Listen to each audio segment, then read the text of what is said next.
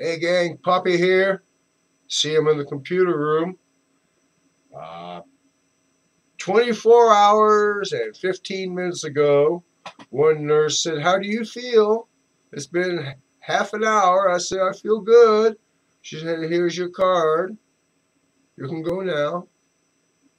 And I came home and you saw the video I posted yesterday. I feel about the same. Although here I feel better knowing that I've been inoculated and understanding the science of this. Uh, I don't.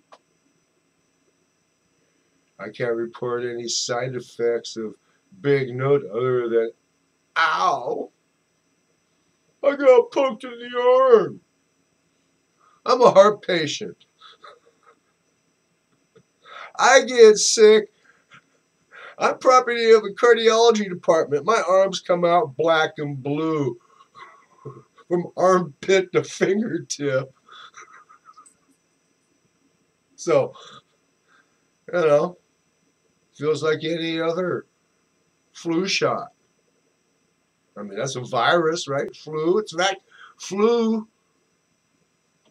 No, the common cold or two other COVIDs. Yeah, that's it. The common cold.